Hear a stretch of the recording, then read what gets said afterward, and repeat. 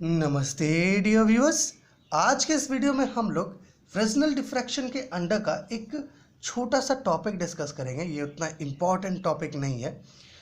देखिए साथियों, Fresnel diffraction के अंडर में ही एक टॉपिक दिया हुआ है, that is explanation of rectilinear propagation of light. Okay, हुआ क्या कि 1815 में, जैसा कि आप देख रहे हैं हम लोगों ने लिखा है 1815 में फ्रेस्नेल ने, जिनका पूरा नाम था अगस्तिन जीन फ्रेस्नेल, इन्होंने क्या किया, ये कहा कि जो लाइट का प्रोपगेशन है ना स्ट्रेट लाइन में, जो हम लोग कह रहे हैं कि भाई लाइट जो है स्ट्रेट लाइन में प्रोपगेट करती है या मूव करती है, ये अप्रॉक्सीमेट कंसेप्ट है। क्या है ये? अप्रॉक्सीमेटली ट्रू कंसेप्ट है। अब फ्रेस्नेल ने ऐसा किस बेसिस पर कहा? ओके, यही एक्सप्लेनेशन हमें जो है यहाँ पर इस टॉपिक के अंडर में पढ़ना है। ओके, अगर आपको याद हो, जब हम लोग फ्रेस्नेल्स हाफ पीरियड जोन्स को डिस्कस कर रहे थे तो हम लोगों ने कुछ इस प्रकार का सेटअप वहाँ पर लिया था। हम लोगों ने क्या किया था कि वहाँ पर कुछ इस प्रकार से वेव फ्रंट हुआ करता था, और इस वेव फ्रंट को हम लोग क्या करते थे, डिवाइड करते थे। किस में डिवाइड करते थे? हाफ पीरियड जोन्स में डिवाइड करते थे। ओके, और इधर से कोई सोर्स ऑफ लाइट आ रही है, और यहाँ इस पॉइंट पी पर हमें क्या करना है, जो सोर्स ऑफ लाइट आ रही है यहाँ से डिफ्रैक्ट होकर के, ओके, इसका इंटेंसिटी या एम्पलीट्यूड निकालना होता था। आपको ध्यान होगा।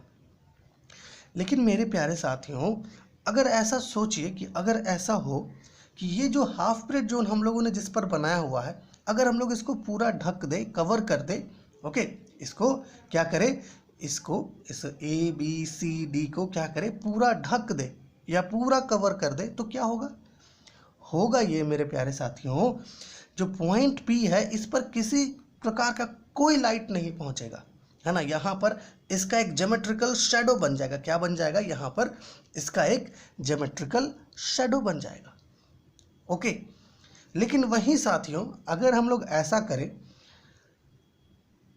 कि हम लोग जो ओपेक्यू ऑब्जेक्ट जिससे इसको ढक रहे थे, है ना, या ओब्स्टेकल जिससे इसको ढक रहे थे हम लोग, अगर वो छोटा ले, उसका साइज जो है छोटा हो, या यूं कहिए उसका साइज जो है लाइट के वेवलेंथ से कंपेरेबल हो, तो उस केस में आप ये ऑब्जर्व करेंगे कि जो लाइट है ना, वो उस ओपेक्यू ऑब्जेक्ट के साइड से टकरा करके कुछ न कुछ इधर पॉइंट पी पर या उसके आसपास पहुंच रही है।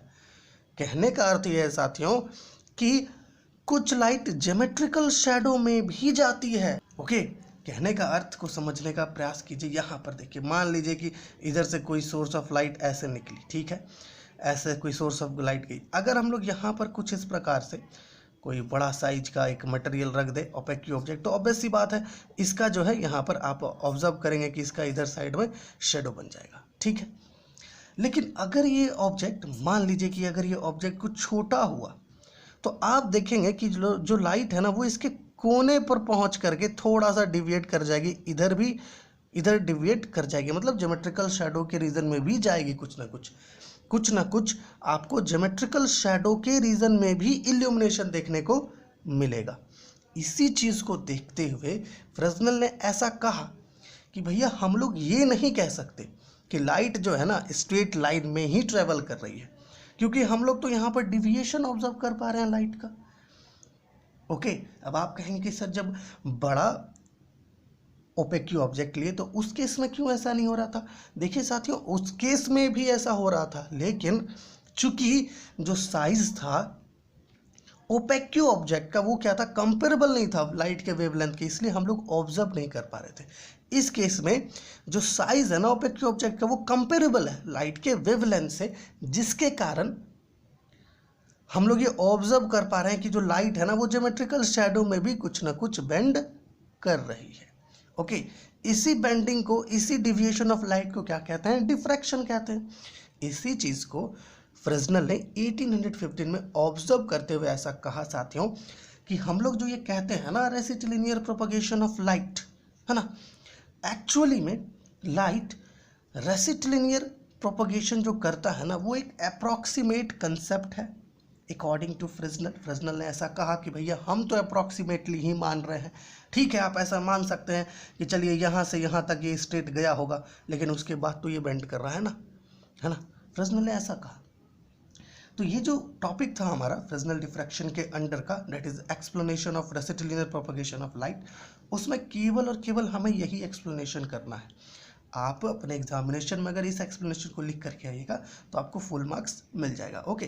बट वैसे इस टॉपिक से क्वेश्चन ना के बराबर आता है, ओके, मतलब क्वेश्चन आता ही नहीं है इस टॉपिक से, ठीक है। फ्रेस्नेल डिफ्रैक्शन से हो सकता है कुछ टॉपिक लिया जा सकता है, जोन प्लेट वगैरह का, बट इससे नहीं लिया जाता, ये उतना इंपॉर्टेंट टॉपिक नहीं है।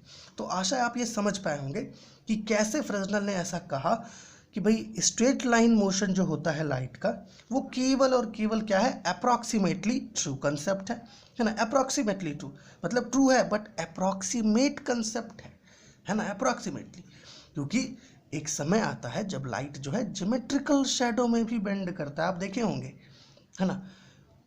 अगर आप एक टॉर्च ले ले, आप ऐसे हाथ यहाँ रखे टॉर्च से, तो आप देखोगे उधर ज्योमेट्रिकल शैडो बना है, लेकिन वहाँ पर कुछ इल्यूमिनेशन आपको, है ना, कुछ ना कुछ दिखाई देता है, कुछ ना कुछ लाइट उधर भी जाता है, ओके। तो ये एक छोटा सा कंसेप्ट था रेसिटिलिनियर प्रोपगेशन ऑफ लाइट का, ओके। तो चलिए आपसे अगली वीडियो में मिलेंगे। और साथियों, अगर आप बीएससी फिजिक्स ऑनर्स के हैं, या फिर आपका फिजिक्स जेनरिक है, या फिर आप सिविल इंजीनियरिंग के हैं, है ना, या फिर अदर ब्रांचेस के हैं, तो यहाँ पर इस चैनल पर आपको काफ़ी टॉपिक्स मिलेगा आपके सिलेबस से रिलेटेड। तो आप एक बार ज़रूर चैनल को चेक कीजिए, मे बी आपके लिए वो हेल्पफुल हो जाए। तो चलिए अगली वीडियो में आपसे मिलते हैं, जहाँ पर हम लोग देखेंगे कि जोन प्लेट क्या होता है, ओके, और इसके कितने टाइप्स होते हैं। तो चलिए तब तक के लिए धन्यवाद।